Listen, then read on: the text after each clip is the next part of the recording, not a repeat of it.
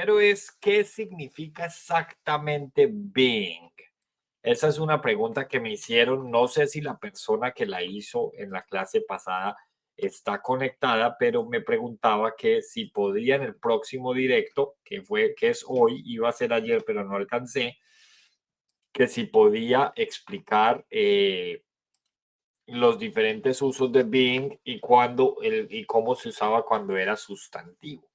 Entonces, bueno, vamos a hacer un recorrido aquí a manera de repaso por el término being.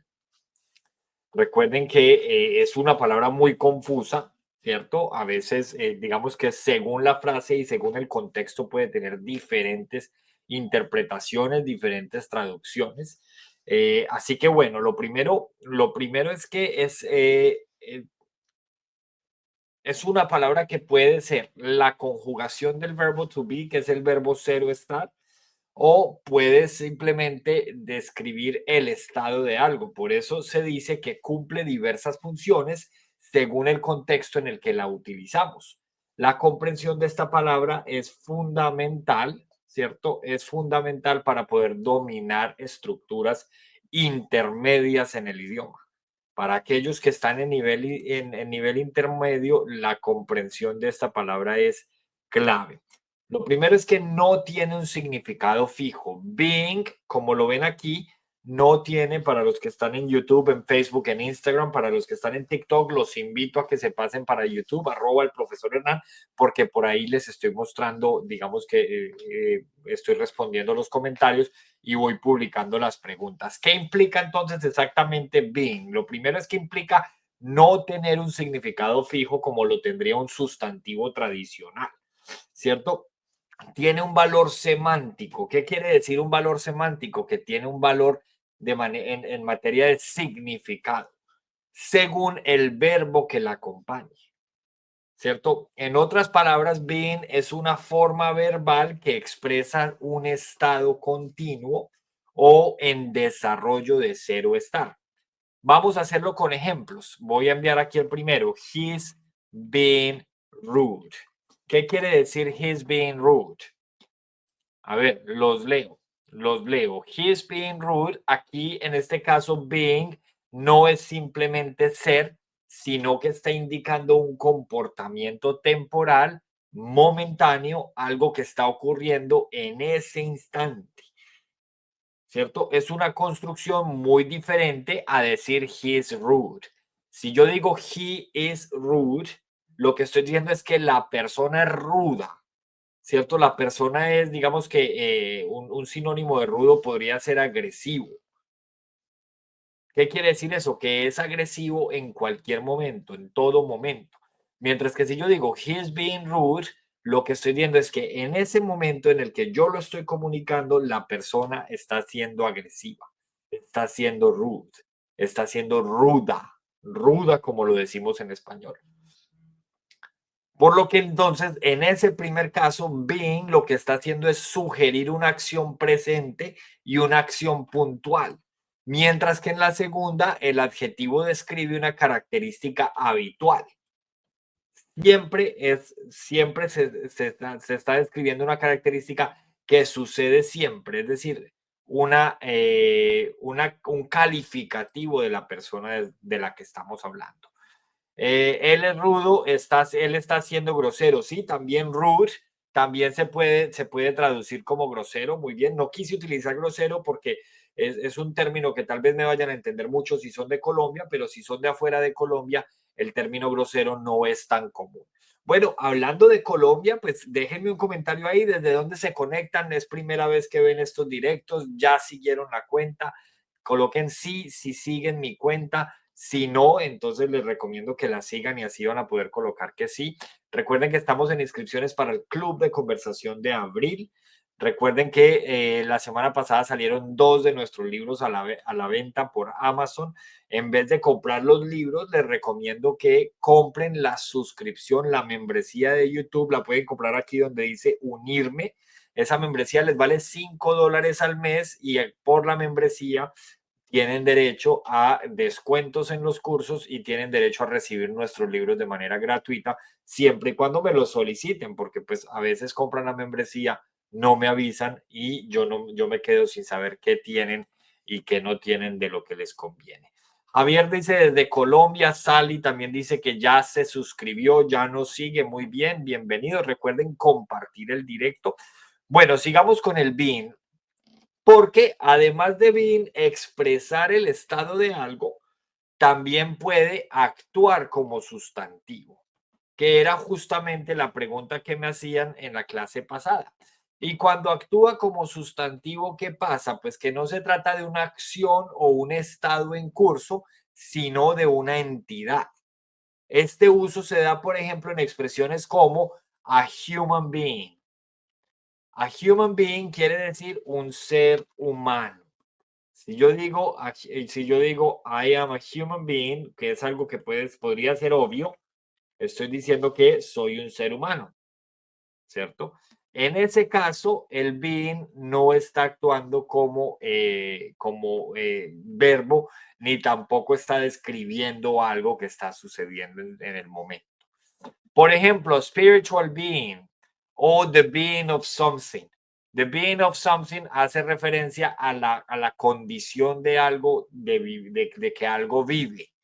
En estos contextos se hace referencia al ser como esencia, como existencia, como entidad. La palabra se comporta como un sustantivo completo y autónomo. No depende de otras palabras y no depende de conjugaciones. En ese caso, siempre se va a utilizar la forma en gerundio del be, o sea, being, que es lo que venimos hablando. Tenemos, si queremos reconocer, que es otra pregunta que me hacen con frecuencia. Hello, Jacqueline. Otra pregunta que me hacen con frecuencia es, ¿qué pasa si queremos reconocer? ¿Qué pasa si queremos reconocer o cómo reconocer cuando estamos haciendo el uso verbal o el uso en sustantivo? Lo primero es que debemos observar su lugar en la oración y los elementos que la rodean. Por ejemplo, si being está seguido de un adjetivo y precedido, o sea, antes por una forma del verbo to be, es muy probable que estemos ante una estructura de voz pasiva o de acción continua. ¿Qué quiere decir eso? The building is being renovated. Ahí lo que estamos diciendo es que el edificio está siendo renovado. Mientras que si bien aparece, perdón, con un artículo o un adjetivo que suele acompañar a sustantivos, estamos probablemente ante su uso nominal. She's a complex being. Es un ser complejo. ¿Listo? Preguntas hasta aquí. Los leo. Preguntas hasta aquí. Vamos a ver por aquí por Instagram qué preguntas tenemos. Me dicen que me siguen desde República Dominicana, desde Ecuador, desde Colombia, desde Brooklyn. Oh my God, Mariana, desde Argentina. Primera vez desde Colombia, Laura Camila. Very good, muy bien. Yo le sigo. Hasta hoy estamos viendo el en vivo. Bueno, Fernández, recuerda que lo hacemos con frecuencia. Hasta ahora me dijeron que con un video ya aprendo inglés. No, eso no tiene ni pies ni cabezas. Restrepo dice desde Casanare, muy bien, very good. ¿Cómo sería en pasado? Perú, desde Perú, muy bien, very good. Desde Costa Rica, muy bien. En el caso del pasado, qué buena pregunta. En ese caso, tendríamos que ponerle el verbo to be. He was being rude. Él estaba siendo grosero. He was being rude. El being como tal no tiene una forma en pasado. ¿Cómo se traduciría human being? Se traduciría como ser humano. ¿Listo? Muy bien, la diferencia, me dicen entonces, ¿cuál es entonces la diferencia entre be y being? Que también es muy buena pregunta. Por aquí la voy a enviar para que les quede ahí en el radar. ¿Cuál es la diferencia entre be y being? Es muy buena pregunta. Lo primero es que las dos palabras provienen de la misma raíz que es del verbo to be, pero mucho cuidado porque sus funciones gramaticales y usos en el discurso son diferentes. Lo primero, be es la forma del verbo to be. Esta forma siempre va a aparecer en tres contextos. después de algunos verbos modales. Por ejemplo, you must be careful. Debes tener cuidado, ¿cierto? O she might be late. Ella podría llegar tarde. En estos casos se está utilizando sin conjugación porque es precedida por un verbo modal como must o como might. Ahí les doy otra pista. Cada que utilicen el verbo to be con un verbo modal, pues entonces debe ir sin conjugación. Es decir, debe ir con be, ¿cierto?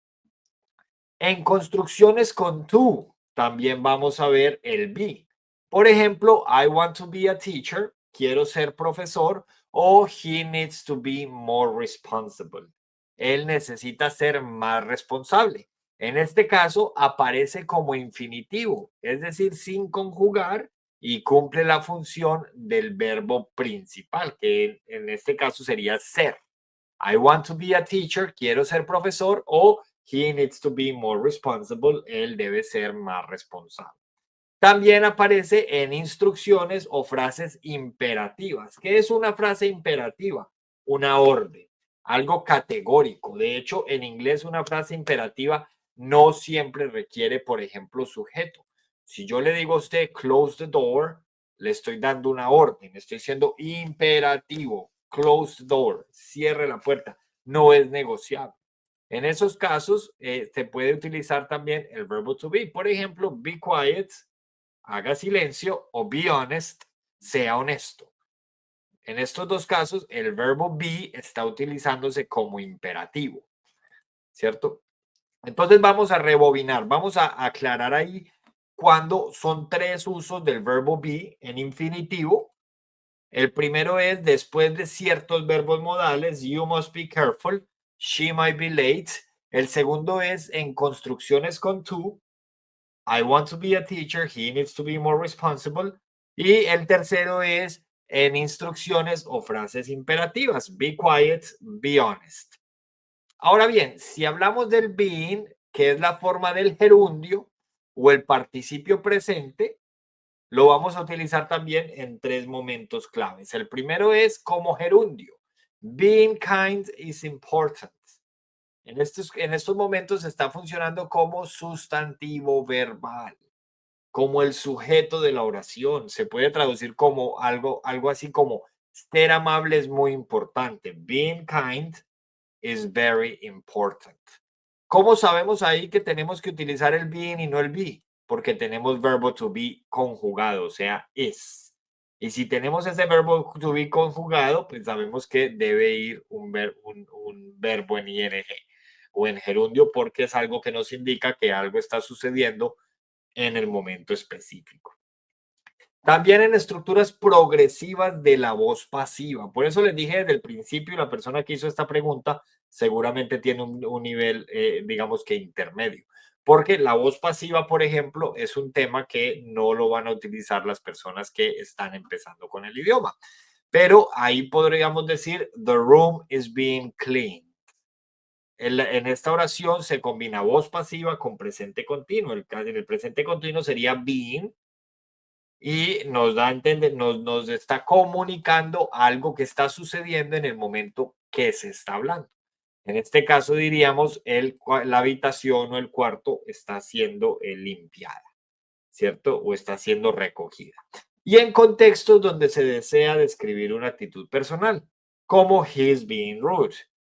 Él está siendo grosero. Aquí estamos indicando el comportamiento que entre otras cosas es un comportamiento temporal porque está sucediendo en ese momento y tendría que dejar de suceder en cierto momento, no es algo permanente, no es algo para siempre.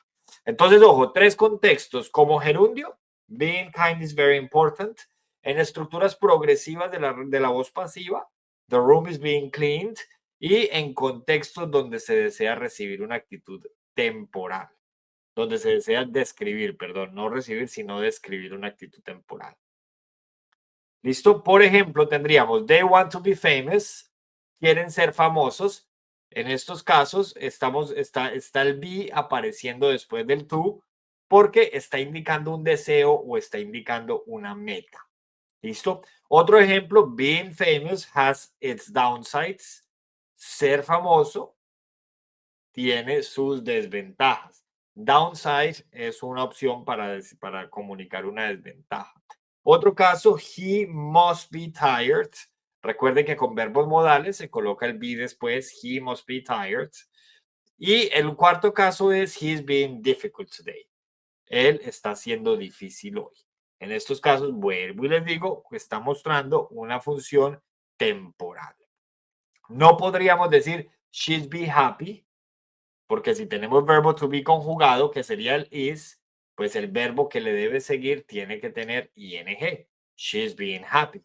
He wants being rich. No, porque si tenemos el wants, que está expresando un deseo, pues debe estar seguido del to para infinitivo. He wants to be rich, right? And she's being happy. O simplemente she's happy, porque being happy no estaría del todo correcto. She loves being in the spotlight. Sí, ese sería muy buen ejemplo, Jacqueline. O he loves being outdoors. It gives him peace and mind. Muy bien, excelente. Bueno, muy bien. Yo creo que hasta aquí vamos resolviendo la pregunta de que nos habían hecho, ¿cierto? Perfecto, creo que ya podríamos entonces pasar por acá a, si me dan un momento, por favor, yo busco el documento que les iba a compartir con otras preguntas que me habían hecho hace unos días. De hecho,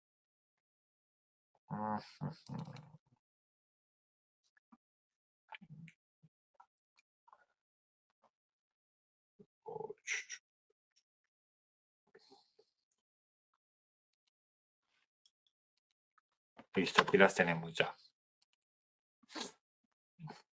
Muy bien, perfecto.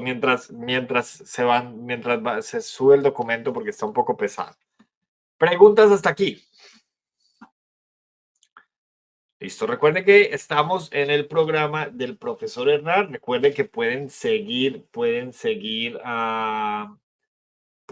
las cuentas. Estamos como @ el profesor en todas las cuentas. Todos los meses tenemos cursos nuevos que están iniciando, nivel 1, nivel de conversación. El nivel de conversación, la idea es todos los meses volver a iniciarlo para que las personas se empiecen a afianzar con el idioma. Y bueno, en estos momentos, por ejemplo, estamos en inscripciones para el nivel de conversación.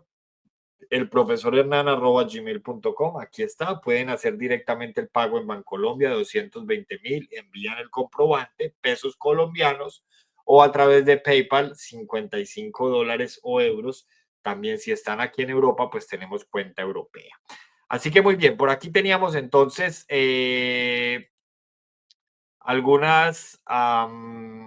algunos modismos que me habían dicho que querían ver.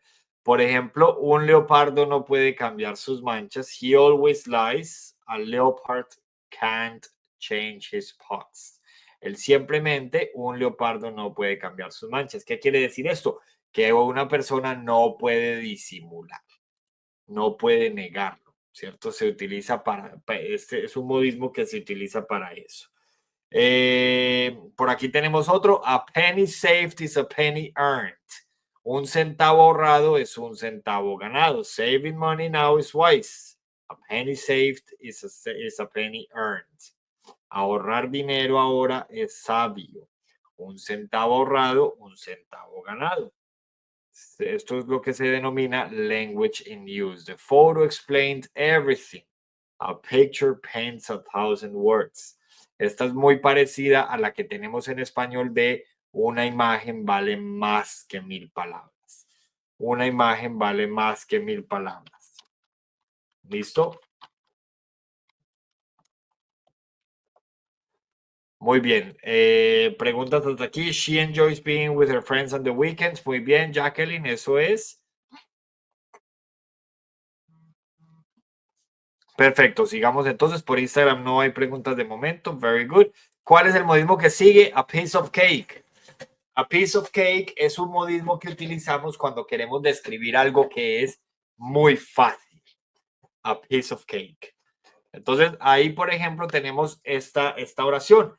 The math problem was a piece of cake. El problema de matemáticas fue pan comido. Entonces, si queremos decir que algo es pan comido, que algo es muy fácil, ¿cómo decimos? A piece of cake.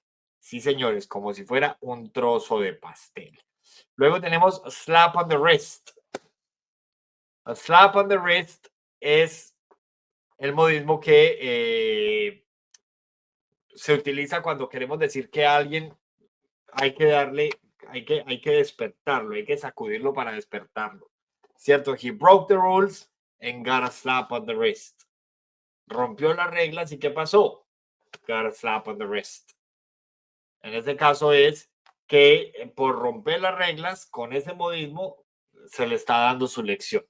No es de manera literal que le hayan pegado una palmada, slap, no, pero es una forma, ya ustedes me dirán cuál es el equivalente en español. Yo la verdad no tengo presente ahorita ninguno en español. A taste of your own medicine. Esta, por ejemplo, es la que le dan mucho a los políticos cuando estaban, eh, a- cuando un político está acostumbrado, por ejemplo, a hacer oposición, llega al poder y se da cuenta que administrar no era tan fácil como cuando se criticaba. Entonces, los que antes administraban y se vuelven oposición, le dan al nuevo político un poco de su propia medicina. A taste of your own medicine. Entonces, por ejemplo, she was ignored. A taste of her own medicine. Ella fue ignorada, una prueba de su propia medicina. ¿Qué me está queriendo decir esto? Que ella antes ignoraba a las personas y ahora le dieron un poco de lo suyo, ¿cierto? En español, por ejemplo, tenemos unas muy comunes para eso. Luego tendríamos a toss-up. A toss-up es un resultado incierto. The game's outcome is still a toss-up. ¿Qué quiere decir eso? Que no sabemos, no lo podemos predecir todavía, es incierto. Actions speak louder, sorry, than words. Las acciones hablan más que las palabras. Esa también es muy común, ¿cierto? Las acciones hablan más que las palabras, es muy común, inclusive en español. ¿Cuántos de ustedes lo han escuchado en español, ese modismo? Ahora bien, en inglés tenemos exactamente la misma traducción. ¿Listo? Preguntas hasta aquí. Jacqueline, ¿cómo vamos? Very good. Muy bien, seguimos con against the clock. Si vamos a contrarreloj, ¿qué quiere decir que vamos a contrarreloj? We're working against the clock to finish. Que estamos trabajando contra todo, ¿cierto? El tiempo no está a nuestro favor, pero ahí vamos tratando de cumplir la meta o tratando de cumplir por lo que nos habíamos comprometido. So we're working against the clock.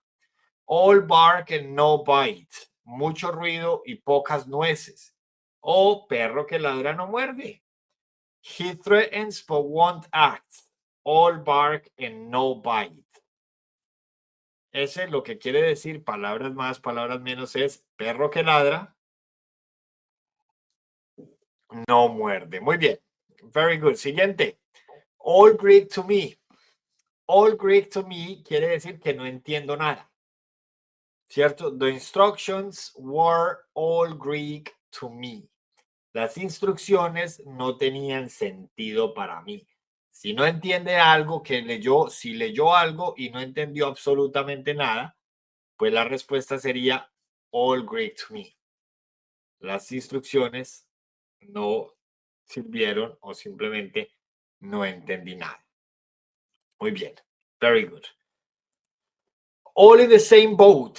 We're all in the same boat at work. Estamos todos en el mismo barco en el trabajo. Quiere decir que todos estamos en la misma situación. Listo.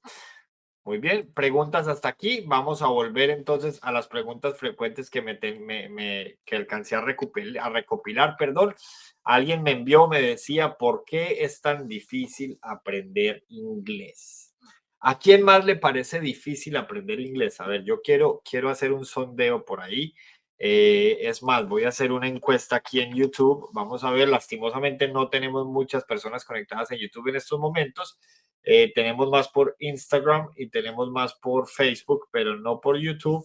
Sin embargo, voy a hacer una encuesta para que me digan si les parece, perdón, si les parece difícil aprender inglés. Porque esta pregunta me ha salido varias veces. ¿Por qué es tan difícil aprender inglés? Hablando de eso, hoy subí un video por YouTube precisamente que se titula 100 phrasal verbs. En 6 minutos les estoy compartiendo 100 phrasal verbs. ¿Listo? Ya estoy haciendo la encuesta. ¿Parece difícil aprender inglés? ¿Sí o no? Sí, no. Muy bien, ya tenemos la encuesta. Ahí se fue. Perfecto. Entonces, ¿por qué es tan difícil aprender inglés? ¿Ustedes qué creen? Creo que no debemos pensar en español cuando queremos hablar inglés. Y si no sabemos inglés y si solamente sabemos español, ¿en qué otro idioma vamos a poder pensar? Esa es una pregunta muy interesante, Liliana, porque yo estoy totalmente de acuerdo contigo. Si estamos hablando inglés, pues lo ideal es no pensar en español. Y si estamos hablando español, lo ideal es no pensar en inglés. ¿Estás leyendo las preguntas de acá? Nos dice Chris. No, las de Instagram no las he leído porque estaba en YouTube. A mí las preguntas las recopilé durante la semana, me las iban enviando por las historias que les ponía. Pero veo que no hay preguntas tampoco por Instagram. Pero muy bien. Entonces, permítanme, yo refresco aquí porque en Instagram se me congeló a mí la pantalla, ustedes no, pero a mí sí, ya la pude refrescar, muy bien.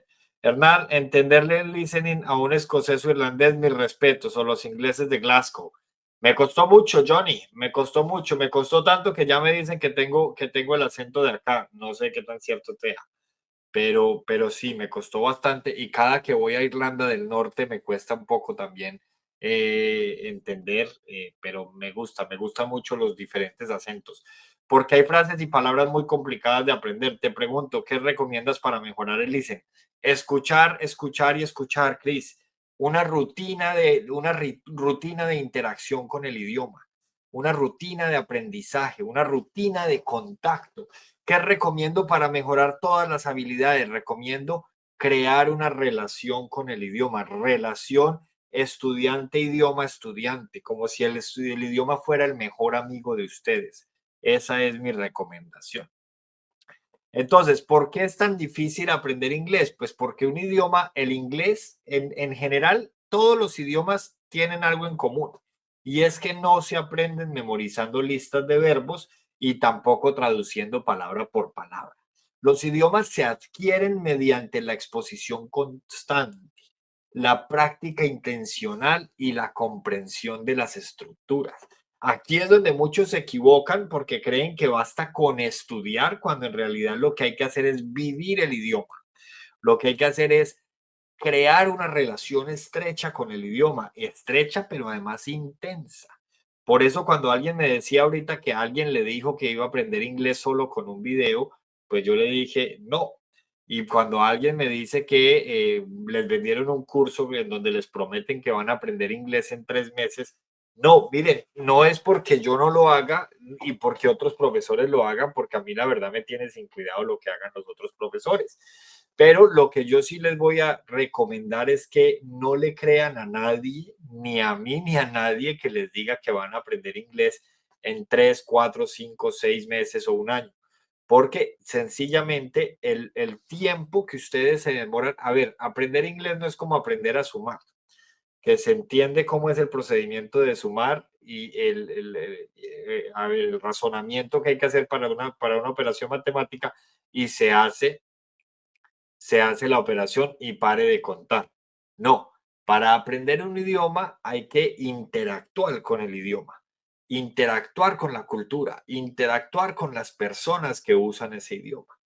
Y yo como profesor y cualquier profesor de idiomas, pues no puede controlar cuál es su comportamiento por fuera de la clase de inglés. Y de ese comportamiento depende el tiempo que usted se demora en aprenderlo. A ver, es algo muy parecido a lo que le pasa a los instructores personales con el plan de nutrición y el plan de ejercicios en el gimnasio. Yo pues como instructor personal, que claramente no lo soy como pueden ver, pero como instructor personal, como personal trainer o PT, que se llaman aquí en Irlanda, yo puedo hacer el seguimiento a lo que usted haga dentro del gimnasio y le puedo, si tengo la cualificación suficiente, le puedo recomendar un plan de nutrición, echarle la bendición y confiar en que usted lo siga. Pero sus resultados dependen de que sí se siga el plan de nutrición y de que además haya una disciplina y unos cambios de hábitos. Si todo eso se cumple, entonces se va a poder llegar a la meta de, no sé, bajar el peso que usted necesite bajar en los meses que necesite o bueno, cualquiera que sea su meta solamente si usted cumple. Lo mismo pasa con el idioma. Yo les puedo enseñar, les puedo compartir, les puedo recomendar cómo diseñar una estructura, cómo diseñar una rutina de interacción con el idioma. Si usted diseña esa rutina de interacción y la ejecuta todos los días, ahí sí yo le puedo garantizar a usted que en 6 meses usted va a tener cierto nivel, pero solo si usted se adhiere a esa rutina y a ese plan que se le está recomendando, porque solo de esa manera se va a poder garantizar que usted va a acumular el número de horas necesarias para llegar a la meta. Entonces, uno no puede decir que en 3 meses va a aprender inglés porque lo primero es que todos no le dedican el mismo tiempo. Entonces, es tan simple como esto. Yo tengo dos estudiantes. Estudiante A estudia 4 horas diarias de domingo a domingo, o sea, 28 horas por semana. 3 meses tienen 12 semanas, ¿cierto? Entonces, si yo multiplico 28 por 12, me da 336 horas. Y estudiante B, ¿cierto? Estudiante B resulta que solamente viene a la clase las 2 veces por semana y cada clase dura 2 horas, o sea que estudió 4 horas por semana. Y si multiplico 4 por 12, pues me da 48 horas en 3 meses. Hay una diferencia entre el estudiante A con el estudiante B de 290 horas aproximadamente. ¿Cómo le voy a prometer yo a estudiante A lo mismo que al B cuando A está teniendo una exposición doble o una exposición casi que 10 veces más que el estudiante B? No tiene sentido, ¿cierto? Por eso no, pues yo de manera muy respetuosa les sugiero que no crean en estas personas que les pintan pajaritos en el aire con relación al idioma. Si yo diría que es como saber tocar un instrumento, entre más se practica, mejor se toca. Sería lo mismo en inglés, entre más se está inmerso, mejor habla y más vocabulario. Claro que sí, Carolina. Y yo agregaría que estar inmerso no es venirse a vivir a un país de habla inglesa. Yo aquí en Irlanda conozco, por ejemplo, muchos españoles, amigos españoles, que llevan aquí 5, 6, 7 años y se unieron a comunidades de españoles, entonces aquí en Irlanda solo hablan español. Lo mismo que pasa en Estados Unidos, ustedes que están allá lo saben más que yo, en Canadá y realmente en cualquier país.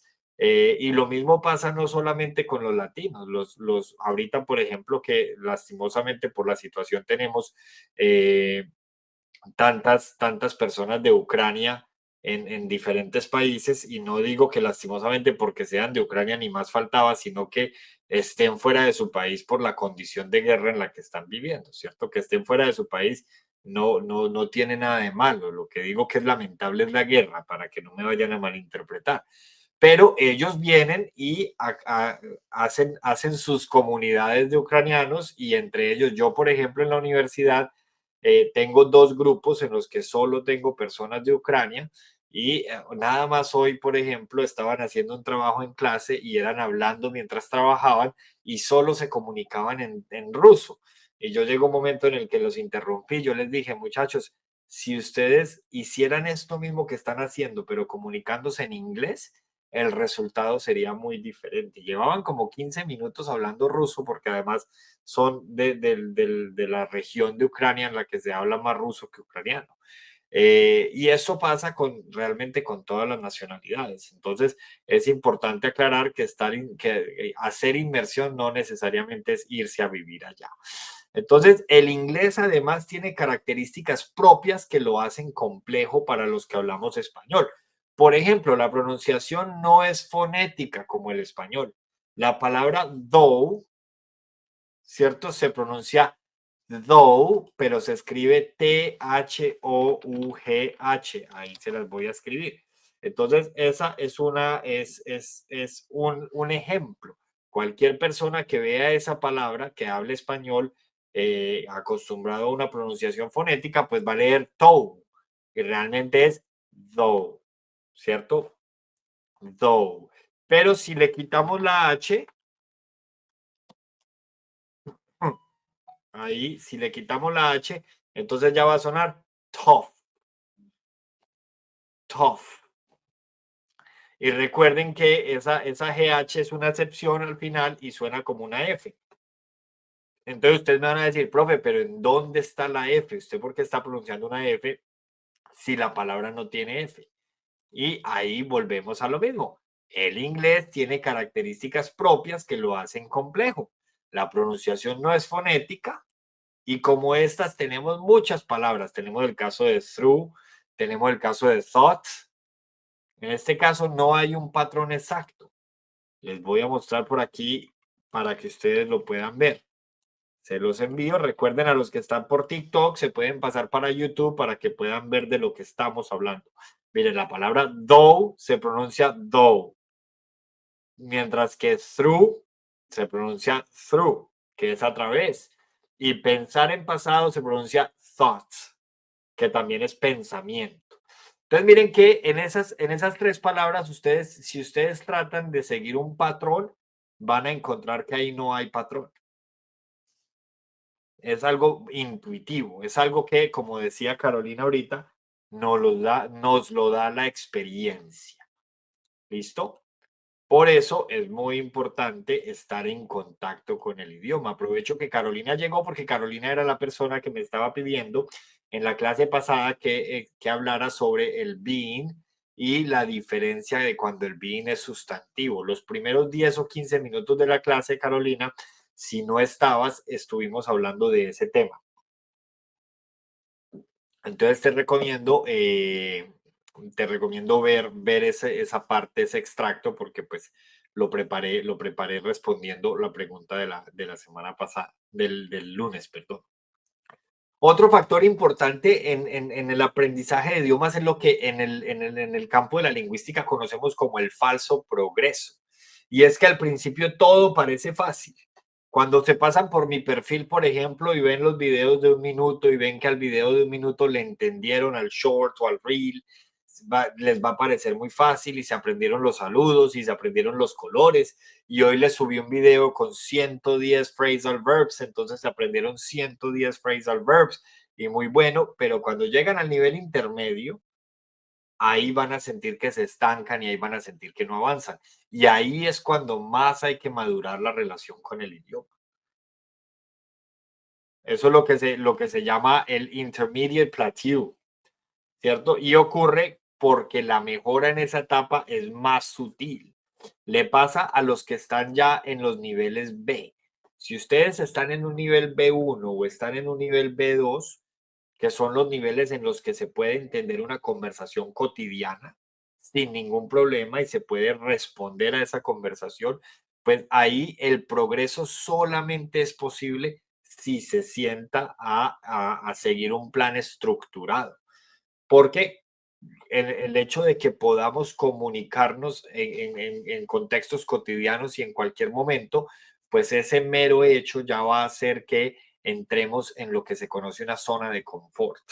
Y esa zona de confort no nos va a permitir avanzar, no nos va a permitir seguir más allá con el idioma. Por eso es muy recomendable, si están en esa sección, entren a clubes de conversación, entren a grupos, entren, no necesariamente tienen que ser pagos. El club de conversación que nosotros tenemos es un club de conversación cerrado, pago, todos los meses inicia, está por iniciar el de abril, pero hay comunidades gratuitas y hay comunidades que no tienen costo. Difícilmente se van a encontrar cursos gratuitos en los que haya interacción, porque pues si hay interacción es porque alguien está orientando el curso y pues esa persona tiene que percibir algún ingreso, sea porque lo paga directamente el estudiante o sea porque lo paga los cursos, por ejemplo, en la universidad que yo trabajo aquí es pública, entonces los estudiantes no pagan, pero a mí el gobierno me paga unos honorarios por dictar las clases, ¿cierto?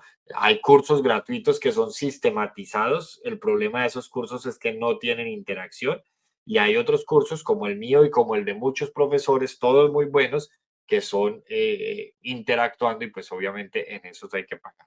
El curso de conversación tiene un costo de $55 o euros si estás en Europa o en Estados Unidos y si estás en Colombia o quieres pagar en pesos, 220.000 pesos. Muy bien, Sandra, ya respondí por allí. Perfecto, entonces, por ese tema, digamos que es difícil, cuesta trabajo el inglés, pero sin duda el tema más complejo y el que más nos cuesta vencer es el miedo a equivocarse. Siempre nos han enseñado que los errores son malos y ese es el problema. Y en el aprendizaje de idiomas, a diferencia de lo que podría pasar en otros campos, aunque es un tema discutible en otros campos, en el aprendizaje de idiomas los errores son fundamentales, son los más importantes porque esos son los que nos van a hacer caer en cuenta de qué tenemos que mejorar y de qué tenemos que hacer para llegar donde queremos llegar. Si no nos equivocamos, no vamos a poder. O sea, si yo no digo bitch en vez de beach, entonces nunca voy a caer en cuenta de que estoy pronunciando la palabra mal. Entonces voy a seguir cayendo en el error de decir perra en vez de playa, ¿cierto? Tengo que decir bitch en vez de beach para caer en cuenta de que estoy diciendo la palabra que no quiero decir. Tengo que decir shit en vez de sheet para caer en cuenta que estoy diciendo mierda en vez de hoja. Y si yo no caigo en cuenta de ese error, pues entonces voy a seguir diciendo mierda, voy a seguir diciendo perra y voy a seguir cometiendo errores en ese sentido. Entonces, en idiomas, en aprendizaje de idiomas, sea cual sea el idioma que usted esté aprendiendo, los errores son fundamentales. Los errores son necesarios. ¿Acaso cuando éramos pequeños y los que tenemos hijos pequeños, acaso no nos parece muy tierno cuando están aprendiendo a hablar y dicen las cosas con unos matices que se les escucha muy bonito? Pues la única diferencia es que ahorita somos adultos, pero el procedimiento va a ser el mismo. Ojo, el procedimiento de cómo llegamos a la producción. Luego, yo no estoy diciendo que se sienten a aprender como aprenden los bebés, porque eso ya es el contenido que van a tener que consumir para aprender de esa manera va a ser un contenido que no los va a motivar, que no los va a incentivar y que no les va a parecer a dar mucha gracia. Por lo tanto, ustedes se van a aburrir si siguen ese consejo que yo respeto, pero que no comparto, de que tenemos que aprender como aprenden los niños. No, no con los mismos contenidos, si quiero, si me entienden la diferencia. Bueno, otra pregunta que me hacían por aquí, ¿cuánto tiempo se necesita para aprender inglés? Aquí la voy a poner. Eso, digamos que ya medianamente lo respondí atrás. Es una de las preguntas más frecuentes, pero además es una de las preguntas más difíciles de responder, porque depende de factores múltiples. Primero, del nivel que ustedes, del nivel de partida, como decía Vygotsky, la zona de desarrollo próximo. Si ustedes están partiendo de aquí y no de aquí, pues entonces les va a parecer, les va a tomar menos tiempo. Simple. Entonces, lo primero es cuál es el nivel inicial. Yo necesito saber en qué nivel está usted para determinar cuánto tiempo le podría tomar. Lo segundo es el tiempo que le dediquemos al estudio. Lo tercero es el método. Y lo cuarto, los objetivos. No es lo mismo el inglés que usted necesita aprender para irse 20 días de paseo a Estados Unidos. Yo voy a clases y nunca entiendo, solo algunos vocablos me he aprendido. Claro, Fernández, la pregunta es, ¿qué contacto tienes con el idioma después de la clase, por fuera de la clase? ¿Qué tanto interactúas con el inglés en espacios de no clase? Si la respuesta es nunca, entonces esa es la respuesta de por qué no entiendes lo que ves en clase, ¿cierto? Y lo segundo que les decía, o el último contexto, el último componente o tema importante para determinar cuánto se va a demorar una persona en aprender inglés es los objetivos. Si el objetivo suyo es pasar el idioma, el examen de proficiencia, el B1 para poderse graduar de la universidad o el B2, pues entonces el tiempo es uno. Si el objetivo suyo es irse 20 días de vacaciones para Estados Unidos, Inglaterra, Gibraltar, Malta, cualquiera que sea el país que va a visitar de angloparlante, pues entonces el tiempo estimado es otro. Si el objetivo suyo es venir a trabajar a un país angloparlante en lo que salga, el tiempo estimado es otro. Pero si el objetivo suyo es venir al país angloparlante a ejercer su profesión, pues ahí ya estamos hablando de un tiempo muy diferente. Y si vamos más allá, si usted lo que quiere es venir a estudiar un posgrado o venir a estudiar un pregrado o venir a hacer una investigación, pues entonces el tiempo es otro muy diferente.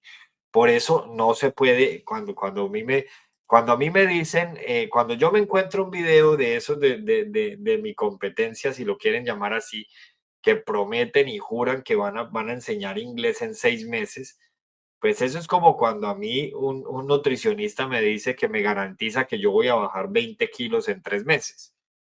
Pero ¿cómo voy a bajar 20 kilos en 3 meses si usted no sabe cuál es mi actividad diaria? Usted no sabe cuántas calorías quemo yo al día según cuál sea mi profesión. Usted no sabe cuáles son mis hábitos alimenticios, pero además tampoco me ha practicado exámenes para ver si tengo problemas metabólicos. Tampoco me ha preguntado cuál es mi actividad diaria, si soy una persona activa o si soy una persona sedentaria. Y me está garantizando que voy a bajar X cantidad de kilos en X cantidad de tiempo, pues no, eso termina siendo un saludo a la bandera o termina siendo venta de humo, lo que usted quiera, como lo quiera llamar. No soy yo alguien para calificar eso. Lo que sí estoy diciendo es que ni a uno le pueden prometer sin hacerle una valoración previa que va a alcanzar los resultados que sea que quiera alcanzar en X cantidad de tiempo, en ese sentido y mucho menos en el sentido de aprendizaje de idiomas, porque las metas varían. El inglés que yo utilizo, por ejemplo, para desempeñarme en el cargo que tengo hoy, es un inglés muy diferente al que utilizaba en el cargo que tenía hace 2 años, que era un cargo más operativo y menos administrativo. Entonces, obviamente, todo eso es un componente que se tiene que tener en cuenta. Pero bueno, según el Foreign Service Institute, se requieren aproximadamente de 600 a 755 horas para alcanzar un nivel B1, entre B1 y B2, si su lengua materna es el español. ¿Y por qué varía según la lengua materna? Pues porque se tiene que tener en cuenta también el índice de paridad de los idiomas. El español y el inglés se estima que tienen un nivel, una similitud aproximada del 25, del 30% entre los dos, una equivalencia es la palabra. Entonces, obviamente, para un hispanohablante va a ser mucho más fácil aprender inglés que para una persona, por ejemplo, que hable árabe, que tiene unas letras diferentes y que escriben de derecha a izquierda, o sea, es un cambio de chip completo. Mi objetivo es viajar y que me pueda comunicar sin problemas. Ese es un objetivo, por ejemplo, muy alcanzable, Adonis. En 9 meses, una relación bien intensa con el idioma, de buenas horas, en 9 meses e inclusive hasta menos, pero con disciplina. O sea, cuando lo primero que yo les digo es que si de verdad quieren aprender inglés, esto es un tema de domingo a domingo. O sea, yo no les estoy diciendo que tengan clase de domingo a domingo, no, les estoy diciendo que así como ustedes hablan español todos los días de su vida, pues si quieren aprender inglés van a tener que hablar inglés todos los días de su vida. porque si no, eso no, eso es como si ustedes dijeran, no, es que yo quiero aprender español, pero solo para hablar español 2 veces a la semana. No, profe, yo llevo un año estudiando y entiendo escrito y hablado, pero no puedo hablarlo. Eh, ahí hay un tema, ahí puede haber temas de bloqueos mentales. Si entiendes, quiere decir que el inglés ya lo tienes aquí. Lo único que necesitas es sacarlo. Un tema muy importante ahí sería escuchar mucho para que tu cerebro y tus músculos faciales se acostumbren a esos sonidos que no tenemos en español y que nos cuesta mucho producir. Y lo segundo es quitarnos los bloqueos mentales, o sea, empezar a hablar como salga sin estar pensando en que nos vamos a equivocar. Mi objetivo es aprobar una entrevista de trabajo en Amazon. ¿Qué tipo de entrevista de trabajo? ¿En qué campo? Porque eso depende, eso depende. Hay cargos en los que realmente la comunicación es poca. Hay cargos en los que hay que hacer informes escritos todos los días. Hay cargos en los que hay que exponer, por ejemplo, indicadores de resultados o KPIs, que es como se llaman las metas, por ejemplo, en materia de gerencia de proyectos. Para eso se necesita un inglés muy diferente. Hay cargos, por ejemplo, en Amazon en los que toca hacer llamadas en frío para ofrecer servicios, para ofrecer productos. Para eso se necesita un inglés muy diferente. Entonces, todo eso son temas y aspectos que se tienen que tener en cuenta a la hora de querer aprender el idioma. ¿Cierto? Pero bueno, si nos vamos otra vez a lo que dicen los datos estadísticos, según el Foreign Service Institute, con 750 horas se puede alcanzar un nivel intermedio alto. Esto significa que estudiando una hora diaria, de domingo a domingo, a ustedes les podría tomar 2 años para aprender inglés. ¿Qué pasa si estudian 3 horas diarias? Pues entonces 650 dividido 3, eso nos da 216 días, dividido 30 nos da 7 meses y medio, ¿cierto? Entonces ahí se empieza a reducir. Lo primero que yo quiero que quede claro es que el tiempo que nos vamos a demorar se calcula en horas y no se calcula en meses. Eso es lo primero. Y lo segundo es que tenemos que tener la diferencia entre estudiar y adquirir. Adquirimos el inglés, adquirimos el idioma como lo adquieren los niños y como adquirimos nuestra lengua materna cuando éramos niños, escuchando todo lo que hay a nuestro alrededor, haciendo conexiones visuales con lo que escuchamos y reproduciendo lo que escuchamos. Ese es el poder, esa es la adquisición. Por eso cuando llegamos al colegio, a la escuela, en transición, kinder, primero, bueno, no sé, en el caso de su país, en qué momento lleguen por allá cuando tenemos 5 o 6 años, llegamos ya hablando el idioma. La lengua materna ya la hablamos, pero no la hemos estudiado.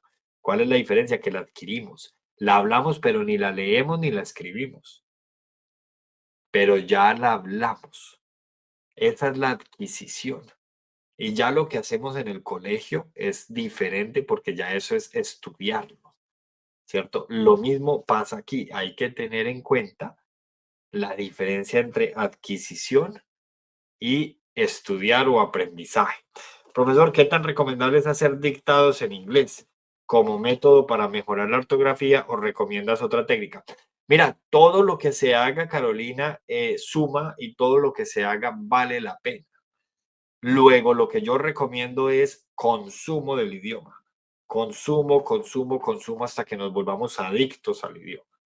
Porque en ese consumo, así como pasa con el español, tú no aprendiste el español, tu ortografía en español no mejoró gracias a los dictados que te hacen.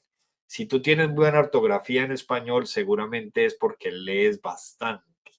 Si tú no lees bastante, seguramente no tienes buena ortografía, ¿cierto? Y lees no porque te manden a leer, sino porque te gusta leer. Entonces, en el proceso de la lectura en español, te sucedió que ampliaste tu vocabulario, ampliaste tu léxico y mejoraste tu ortografía. Y si te sientas a escribir un documento, un ensayo, lo que sea, seguramente te va a ir muy bien gracias a todo lo que lees, ¿cierto? Y no fue porque te lo impusieron, ni porque te obligaron, ni por nada de eso. Esa relación que construiste con el español desde que naciste hasta el día de hoy es la misma relación que hay que construir con la lengua extranjera, cualquiera que sea la que ustedes estén aprendiendo. Entonces, los dictados, claro que suman y claro que funcionan, pero si nos vamos a referir a ellos en el largo plazo, pues seguramente no van a ser los dictados los que te ayuden a tener una buena ortografía. Tal vez los dictados te pueden afianzar, tal vez los dictados te puedan dar confianza con el idioma, te puedan ayudar a cogerle cariño al idioma, pero la suma de todo lo que hagas con el idioma va a ser el resultado, ¿cierto? Va a ser el origen del resultado, si me hago entender. Eh, Listo, muy bien. Hernán, buenas noches. Alfredo desde Río Negro, Argentina. ¿Cuándo inicia su curso? Alfredo, el de conversación inicia la semana entrante, pero ese lo tiene el profesor Lucho, el profesor Luis Eduardo. Yo no lo tengo en estos momentos. Yo en estos momentos no tengo curso porque tengo la agenda muy estrecha, muy copada, entonces no he querido coger en estos momentos un curso. Teacher, tengo decadencia a veces con el inglés. Tengo un B1, pero aún así sigo entendiendo, escuchando y practicando. Eso es lo más importante, escuchar, practicar, estar en interacción. Miren, que se lleven de este directo de hoy que ya vamos a terminar, que lo más importante es estrechar una relación con el idioma. Entre más estrecha sea la relación, mucho mejor. ¿Listo? ¿Cuál es la mejor edad para aprender inglés? Esta es otra pregunta muy interesante y ya con esta terminamos. Para mí, la mejor edad para aprender inglés es la edad en la que usted sea disciplinado. Dicen, es que los niños aprenden más rápido y los niños aprenden mejor. No, lo que pasa es que los niños tienen todo el tiempo del mundo para dedicárselo al inglés.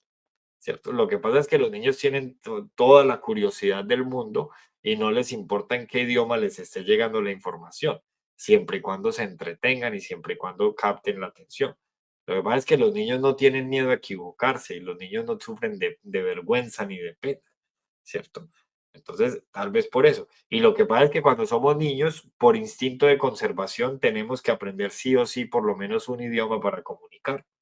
Entonces, cuando somos niños, estamos en la obligación de aprender un idioma, mientras que cuando somos adultos, estamos aprendiendo un segundo idioma, muchas veces no por amor a los idiomas, como me pasa a mí que me gustan mucho los idiomas y por eso estoy estudiando inclusive otros idiomas, sino porque queremos mejorar nuestras oportunidades laborales o porque queremos pasar el examen de la ciudadanía americana o porque queremos graduarnos de la universidad o porque es lo que se conoce como la motivación extrínseca, ¿cierto? Motivación externa en vez de interna. Entonces, ese objetivo que queremos, al que le queremos poner un sello, es el que nos obliga a aprender el idioma, a diferencia de lo que pasaba cuando éramos niños, ¿cierto? Entonces, no existe una edad ideal, pero sí existen ventajas, perdón, en cada etapa de la vida, ¿cierto? Es un mito a mi juicio y eso pues está soportado en algunos estudios. Luego, ustedes saben que para un estudio, otro estudio. Entonces, habrá quienes me digan que hay otro estudio que dice lo contrario. Por eso les digo mi opinión. O yo me adhiero a los estudios que dicen que eso de que los niños aprenden idiomas mágicamente y sin esfuerzos es un mito, ¿cierto? Lo que sucede es que ellos están expuestos al idioma durante muchas horas al día y no tienen miedo al error. Yo, por ejemplo, cuando aprendí era muy pequeño, ¿cierto? Muy pequeño y digamos que yo estaba tan expuesto al idioma que yo entraba al colegio a las 7:30 de la mañana y salía del colegio a las 3 de la tarde, ¿cierto? Ahí ya estamos hablando de 7 horas todos los días. Y salía del colegio y me quedaba con mis amigos hasta las 5:30 de la tarde, después del colegio en actividades extracurriculares. Entonces, ahí estamos hablando de otras 3 horas, o sea, eran 10 horas. Y como vivía en Estados Unidos, pues llegaba a la casa y veía televisión en inglés, y veía todo en inglés, y la música que escuchaba era en inglés. Entonces, pues claro, si yo estaba expuesto 12, 13 horas diarias al idioma, ¿cómo no iba a aprender inglés rápido? Pues obviamente tenía que aprender inglés súper rápido.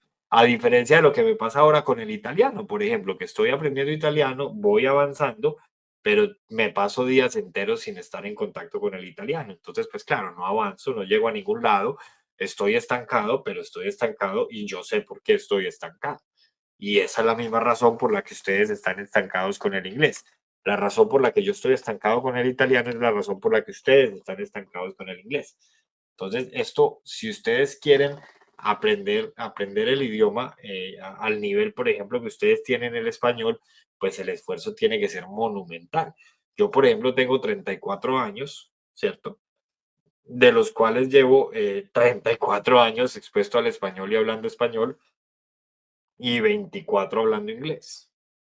Entonces, aún así, el nivel mío de español es superior al nivel de inglés porque hay una diferencia de 10 años entre un idioma y el otro. Eso es lo primero en lo que tenemos que tener, digamos que claridad y conciencia, ¿cierto? Así que bueno, yo insisto, para mí es un mito que los niños aprendan idiomas mágicamente, pero pues los números sí están ahí y la cantidad de horas a la que ellos están expuestos al idioma es muy diferente. ¿Listo? Los adultos tienen algo que los niños no tienen y es primero conciencia lingüística y segundo experiencia. Los adultos comprendemos mejor los conceptos gramaticales, podemos aplicar técnicas de estudio y somos capaces de mantener la motivación en el largo plazo. Mientras que puede ser cierto que los adultos tarden más en adquirir la pronunciación nativa, pero eso no impide alcanzar la fluidez. Cambiemos esa pronunciación nativa por pronunciación natural, porque la pronunciación nativa pues es aquella que se adquiere cuando estamos muy pequeños y estamos creciendo, ¿cierto? Pero sí la pronunciación natural. Entonces sí, tal vez los adultos no, se les dificulte más llegar a una pronunciación muy natural, ¿cierto? Luego, eso no quiere decir que se les dificulte la fluidez. De hecho, conocemos muchos famosos que ni un adulto ni un niño va a aprender la pronunciación nativa. Solamente si el niño aprende la pronunciación nativa es porque es nativo. Es que ese es el primer concepto. O sea, si uno no es nativo, no es nativo. Y esto también hay por fortuna estudios que lo soportan, ¿cierto? A mí no me gusta hablar sin estudio, pero pues es que el mismo concepto y la misma etimología de la palabra lo dice. El que es nativo es ¿por qué? Pues porque nace con el idioma, ¿cierto? Se puede ser nativo de varios idiomas, claro, y más en esta época, ¿cierto? Mi hijo, por ejemplo, aquí en la casa se le habla español, afuera se le habla inglés y se le habla irlandés. Posibilidades de ser nativo de 3 idiomas, todas, ¿cierto? Luego hay posibilidades de adquirir una pronunciación natural que se pueda acercar mucho a la nativa, como nos pasa a muchos. A mí me dicen que mi pronunciación es como si fuera de aquí, como si llevara aquí toda la vida. Yo sé que eso es un cumplido que no es del todo cierto, porque yo sé que hay momentos en los que no me pasa eso. Pero eso es ¿por qué? Porque tengo una pronunciación que se acerca mucho a la natural, pero no es ni me interesa que sea nativa porque mi identidad cultural es otra. Y yo no puedo estar, no puedo estar avergonzado de mi lengua materna, que es el español o el castellano, como lo quiera llamar. Entonces, hay una diferencia muy grande entre una pronunciación nativa y una pronunciación natural. Nadie que no sea nativo va a llegar a una pronunciación nativa. Eso tenemos que dejarlo claro y tiene toda la razón Alex cuando dice que un adulto jamás va a llegar a una pronunciación nativa. Ni un adulto ni un adolescente. Porque es que pronunciación nativa tiene que ver con la crianza, tiene que ver con los arraigos, tiene que ver con la cultura, tiene que ver con todo el language and use, ¿cierto? Del lugar en donde estamos. Hablan fluido, pero muy, muy malo y cortado. Niños pueden aprender español nativo e inglés nativo al mismo tiempo. Pues claro, porque son nativos de los dos. Es que solo se es nativo una época, una vez en la vida, que es cuando estamos pequeños. Pero lo primero es que para los lingüistas, ¿cierto? Yo aquí soy un simple profesor que está utilizando una cámara para comunicarme con unas personas. Pero el inglés malo no existe. Eso es lo primero. El que quiera pensarlo diferente puede pensar lo que quiera. Pero lo que dicen los lingüistas, como Stephen Krashen, por ejemplo, que lleva toda una vida dedicada a la investigación del idioma y desde un punto de vista lingüístico, perdón, es que el inglés malo no existe. De hecho, hay una charla de un lingüista, una lingüista que me escapa ahorita el nombre, en en TED Talks, que nos habla precisamente de que no, there is no such thing as broken English. No existe eso que llaman el inglés malo o el inglés roto. Ese es un concepto que paradójicamente se inventaron los que no son angloparlantes y es un concepto que lleva a las personas que están aprendiendo el inglés a bloquearse con el idioma, precisamente porque salen los que califican a una persona de que de que su inglés es malo. Entonces esa persona que está haciendo el esfuerzo de comunicarse en un segundo idioma se va a invadir por lo que se llama el ego profesional, el ego lingüístico, que es otro concepto dentro de la lingüística, y se va a bloquear porque ya no va a ser capaz de hablar más porque siente que está haciendo el ridículo en público.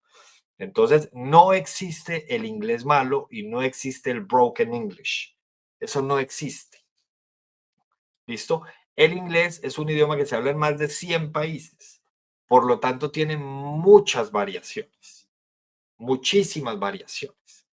Entonces, tampoco es que el inglés sea solo o americano o británico, que además se volvió una promesa de venta.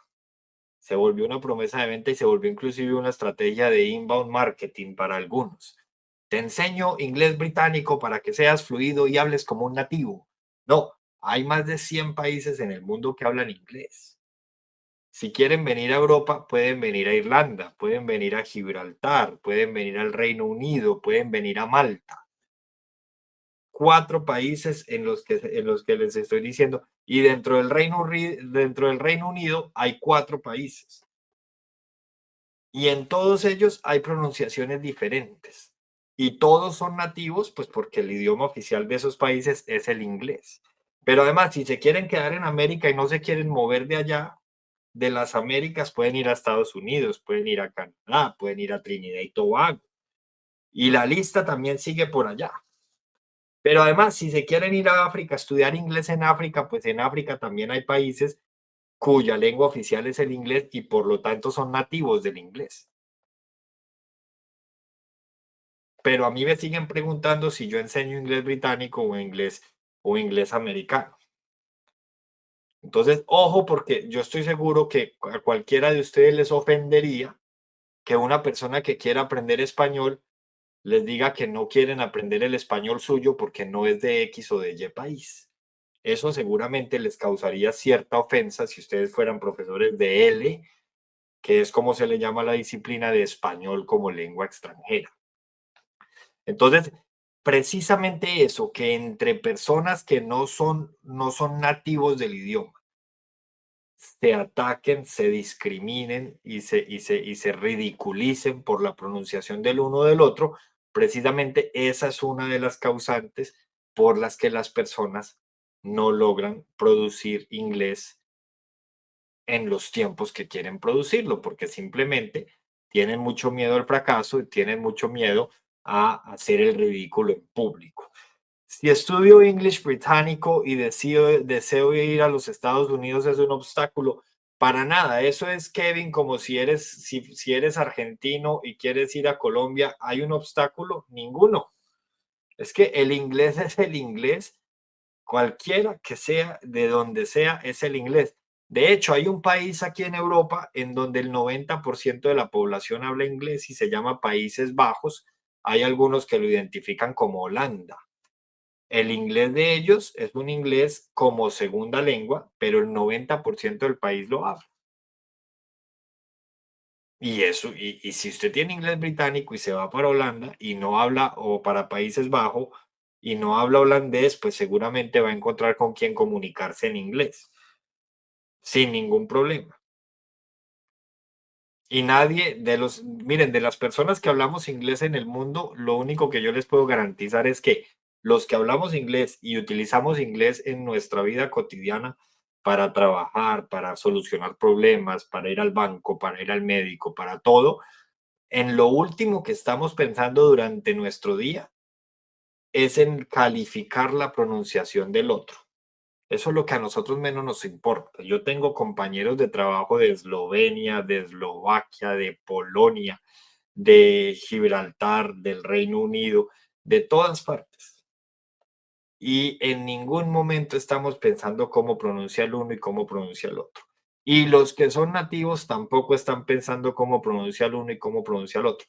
Al contrario, le preguntan a uno, venga, ¿usted cómo hace para hablar dos idiomas y a mí se me dificulta hablar uno solo? Y ahora los que hablan tres, cuatro y hasta cinco idiomas, pues imagínense.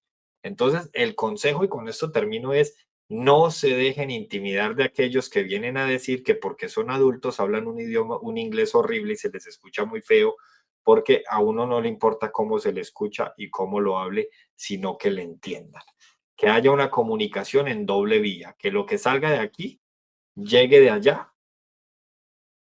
con fluidez y con sentido.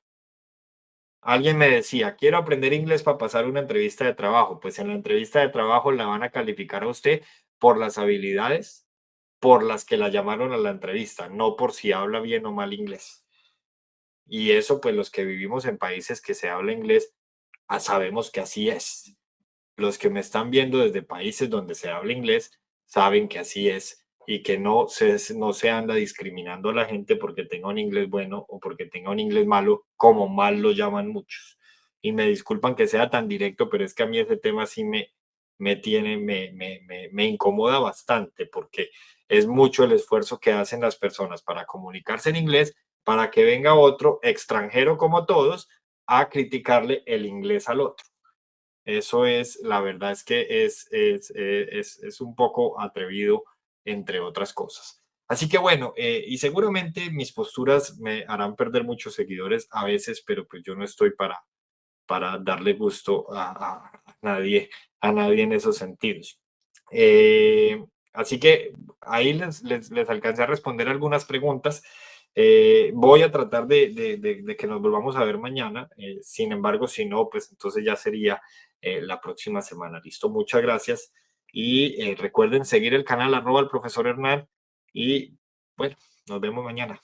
Por aquí cierro en TikTok.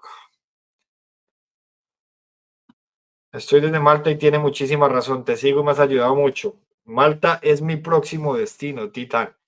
Tengo una pareja de amigos, él es de Malta y ella es de Londres. Y hace poco conocí a la familia de él, me encantó el acento de Malta y tenemos pensado ir a Malta este año, así que eh, me encanta, me encanta, me encanta. Es uno de los países que me llama mucho la atención. Así que bueno, allá en Malta sí que entiendes lo que te estoy diciendo porque la pronunciación en Malta varía muchísimo, pero es inglés, es que es lo mismo que el español. El español es español a donde usted vaya, inclusive a la Guinea Ecuatorial, que es un país por allá en África donde todavía se habla español. Y el español que me están escuchando ustedes a mí en este momento me sirve para comunicarme allá. Lo mismo con el inglés, Pilar, muchas gracias. Lo mismo con el inglés. El inglés es el inglés aquí y en Cafarnaún, en la India, en China, inclusive en muchos países en donde el inglés no es lengua oficial. El inglés es la lengua franca. Lengua franca quiere decir que es el inglés en el que es la lengua oficial en la que se comunican personas extranjeras que no tienen el idioma materno en común. Entonces, si yo con mi compañera de trabajo que es de Polonia, ella no habla español, yo no hablo polaco, ¿qué nos toca hacer? Hablar inglés. Esa es la lengua franca. Y por eso les digo, no se dejen enredar de aquellos que dicen que su inglés es malo, que su inglés es broken, o de aquellos que dicen que es mejor el inglés de aquí o mejor el inglés de allá, porque eso es falso. Y ya con eso terminamos. Muchas gracias y nos vemos. Las personas que están en el club de conversación hablan mucho, para nada, Sandra, para nada. Están todas ahí, van. gateando, diría yo, y ojalá que aprendan a caminar rápido en sentido lingüístico. Poco a poco, que es la idea. De todas maneras, las clases quedan grabadas. Si quieres, te puedo compartir una de las clases para que tú la veas y si te animas, pues ahí nos vemos y si no, nos seguimos viendo aquí por las noches sin problema. Cuídense mucho y nos vemos, ojalá mañana.